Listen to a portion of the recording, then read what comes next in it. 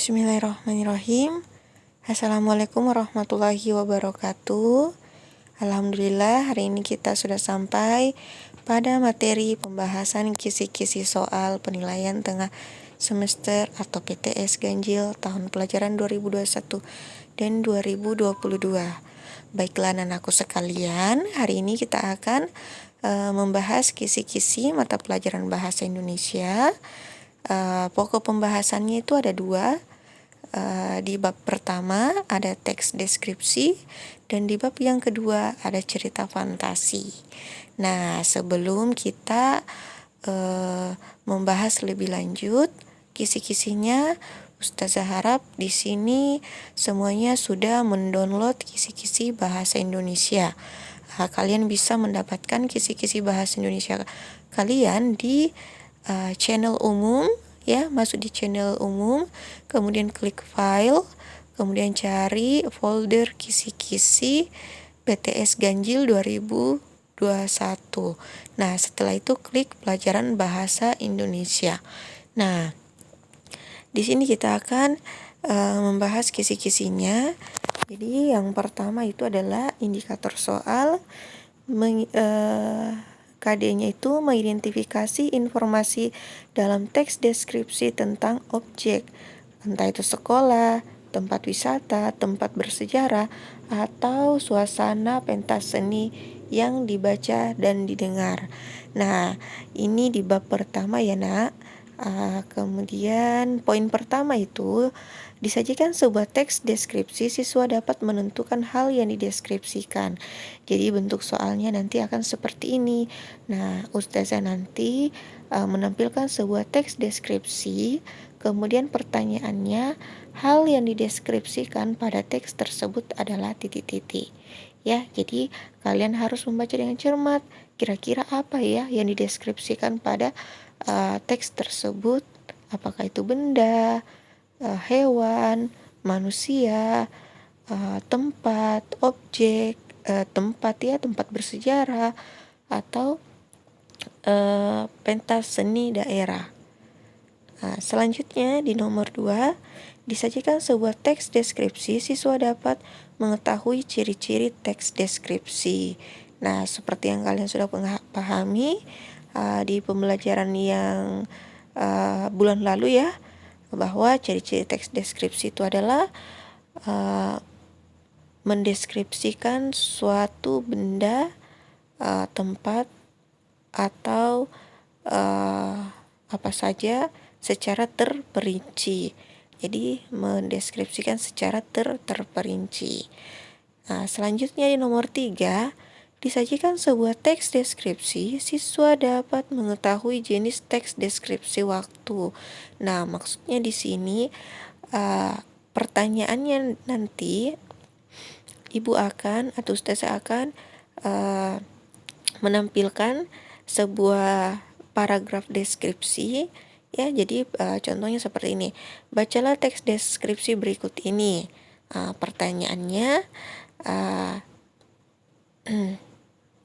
jadi pertanyaannya jenis teks deskripsi tersebut adalah apakah dia mendeskripsikan tempat, ataukah dia mendeskripsikan sekolah, ataukah dia mendeskripsikan waktu, atau mendeskripsikan yang lainnya. Jadi ketika ada kalimat seperti ini ya, pada malam hari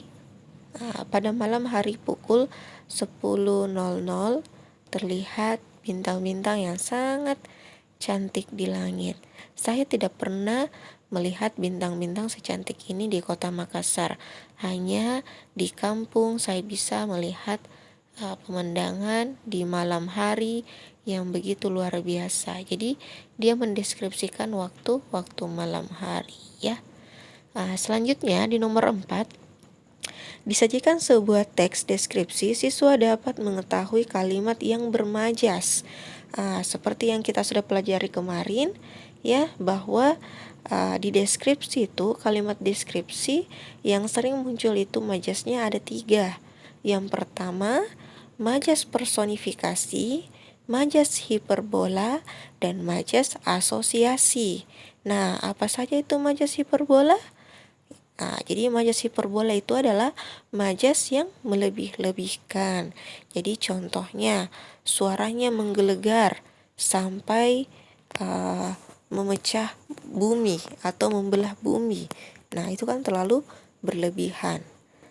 Selanjutnya majas personifikasi.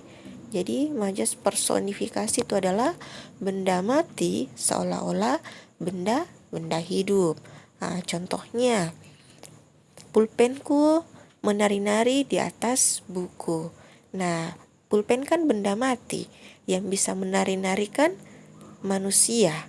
Jadi benda mati seolah-olah benda hidup.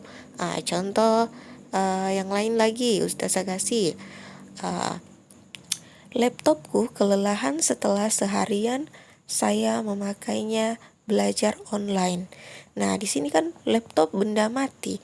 Yang kelelahan itu kan adalah benda hidup atau manusia, seperti itu.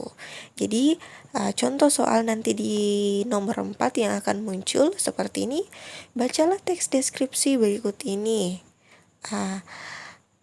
Jadi ada kalimat deskripsi, kemudian pertanyaannya, kalimat yang bermajas terdapat pada kalimat nomor titik-titik. Jadi nanti ada nomornya, kalimat 1, kalimat 2, kalimat 3. Jadi kalian sisa cari kira-kira yang bermajas itu berada pada kalimat yang keberapa.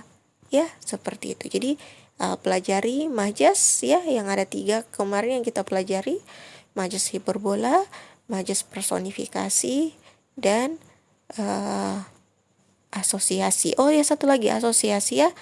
Ustazah belum jelaskan, majas asosiasi itu adalah majas perbandingan.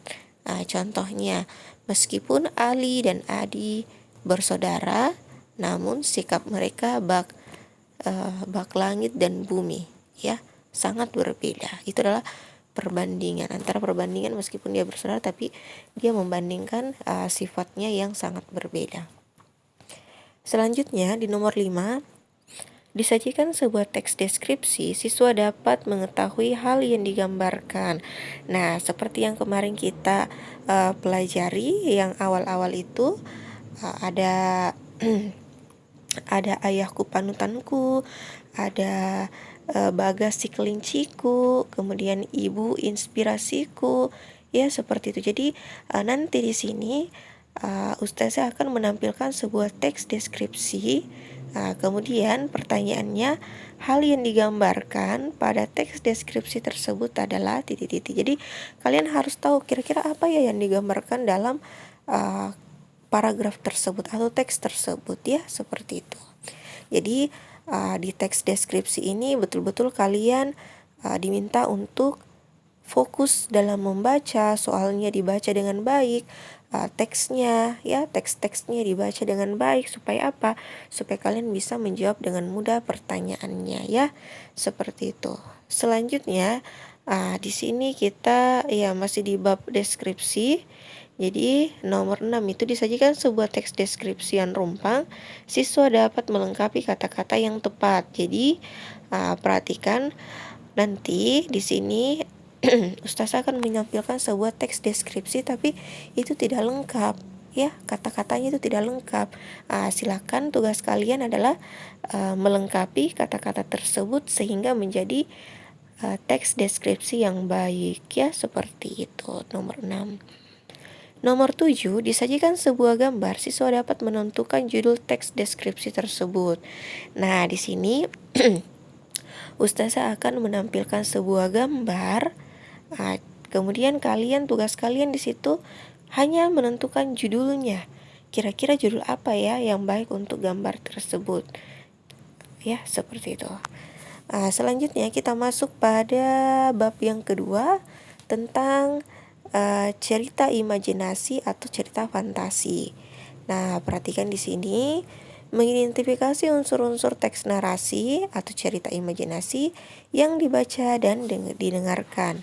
Nomor 8, perhatikan, siswa mengetahui pengertian teks. Di sini ada sedikit kesalahan yang di nomor 8, perhatikan, siswa mengetahui pengertian teks imajinasi di sini ya, atau cerita fantasi. Jadi bukan teks deskripsi ya. Jadi afwan, silakan boleh diperbaiki di sini ya. Jadi di sini bukan teks deskripsi tapi teks fantasi. Jadi nomor 8 itu siswa dapat mengetahui pengertian cerita fantasi. Selanjutnya di nomor 2, siswa dapat mengidentifikasi ciri-ciri cerita fantasi. Nah, apa saja itu ciri-ciri cerita fantasi? Yang pertama itu adalah ada keajaiban, keanehan, dan kemisteriusan yang di dalam cerita tersebut. Kemudian ide ceritanya menarik. Selanjutnya tidak nyata atau bersifat fiksi. Kemudian itu ada bahasa yang digunakan adalah bahasa yang tidak baku. Kemudian tokohnya unik. Bisa kalian lihat di buku paket kalian ya. Kita sudah pelajari juga ciri-ciri cerita fantasi dari nomor 9. Jadi pertanyaan kisi-kisi dari nomor 9 itu adalah berikut ini adalah ciri-ciri cerita fantasi, kecuali berarti yang bukan cerita ciri-ciri cerita fantasi ya, seperti itu. Nah, selanjutnya nomor 10, perhatikan. Disajikan sebuah teks cerita fantasi, siswa dapat menentukan latar tempat pada cerita tersebut. Nah, latar tempat di sini Ustazah harap di sini mudah ya, hanya menentukan latar tempat ya, latar tempatnya saja. Oke. Jadi nanti nomor 10 contoh soalnya, bacalah teks berikut ini. Latar tempat pada teks tersebut adalah titik-titik. Jadi latar entah itu latar tempat yang ditanyakan. Selanjutnya kita masih di bab yang kedua. Perhatikan di nomor 11, disajikan sebuah cerita fantasi, siswa dapat menentukan bagian strukturnya. Jadi bunyi soalnya nanti di sini adalah bacalah teks cerita fantasi berikut ini. Kalian setelah baca, kemudian pertanyaannya, struktur dari cerita fantasi tersebut termasuk struktur apa? Ya, seperti yang sudah kita kemarin pelajari, bahwa struktur cerita fantasi itu ada berapa, Nak? Ada 3, betul sekali ya. Jadi struktur cerita fantasi itu ada 3. Yang pertama, orientasi, tahap pengenalan tahap pengenalan tokoh, pengenalan latar, dan pengenalan konflik ya. Jadi yang pertama itu adalah orientasi, kemudian yang kedua itu adalah komplikasi itu adalah konflik yang terjadi. Selanjutnya yang ketiga itu adalah resolusi ya, resolusi. Nah, perhatikan pada konflik ini di situ biasa juga ada muncul klimaks itu adalah puncak dari masalah. Jadi sekali lagi Ustazah sampaikan bahwa struktur cerita fantasi itu ada 3. Yang pertama orientasi, kemudian yang kedua adalah orientasi, kemudian yang kedua adalah komplikasi, orientasi, komplikasi, dan resolusi, tahap penyelesaian masalah kalau sudah masuk pada resolusinya ya. Silakan dipelajari juga itu. Selanjutnya disajikan sebuah cerita fantasi, siswa dapat menentukan bagian strukturnya. Jadi seperti tadi Ustazah sampaikan bahwa struktur cerita fantasi itu ada 3. Nah, di sini ada 2 muncul kisi-kisinya. Jadi kalian harus pahami semuanya ya. Oke. Coba perhatikan di sini ya, bagian strukturnya 8K itu di sini ada kesalahan, mungkin di sini Ustazah salah pencet kemudian langsung terkirim ya kemarin. Jadi abaikan saja itu yang 8K-nya. Selanjutnya siswa dapat nomor 13 ya. Perhatikan nomor 13. Siswa dapat mengidentifikasi jenis-jenis cerita fantasi. Nah, seperti yang sudah dipelajari lagi yang kemarin itu, di sini waktu pas ulangan harian banyak sekali yang salah ya pada jenis-jenis cerita fantasi. Jadi jenis-jenis cerita fantasi itu ada dua. Yang pertama itu adalah irisan, kemudian yang kedua itu adalah cerita fantasi total. Jadi ada dua ciri-ciri jenis cerita fantasi. Ada jenis cerita fantasi irisan dan ada yang total. Yang mana itu irisan dan yang mana itu yang total? Nah, yang irisan ini adalah cerita fantasi yang setengahnya itu pernah terjadi di dunia nyata. Kemudian semakin berjalannya cerita, alur cerita, tiba-tiba dia ceritanya berada bukan di latar yang sesungguhnya, atau bukan dia ceritanya yang sepotongnya ini adalah cerita fantasi ya, seperti itu. Jadi kalau irisan itu setengah-setengah ya, setengah ceritanya merupakan cerita nyata, kemudian setengahnya lagi ceritanya itu fantasi atau tidak nyata ya. Berbeda dengan cerita fantasi total. Nah, cerita fantasi total ini adalah cerita fantasi yang betul-betul dari awal hingga akhir betul-betul fantasi, tidak terjadi di dunia nyata, tidak ada latar dunia nyata yang dia gunakan. Nah, kalau cerita fantasi irisan tadi ini contohnya seperti yang sudah kalian baca itu di ruang dimensi alfa. Nah, itu adalah contoh cerita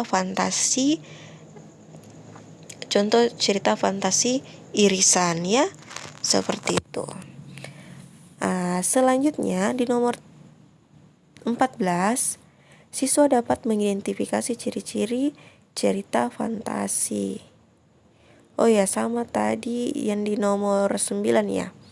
Ya, ciri-ciri cerita fantasi. Jadi selain kalian harus memahami contohnya ada kemisteriusan, kalian juga harus jelaskan seperti apa itu. Kemudian bahasa yang digunakan itu biasanya bahasa tidak formal ya.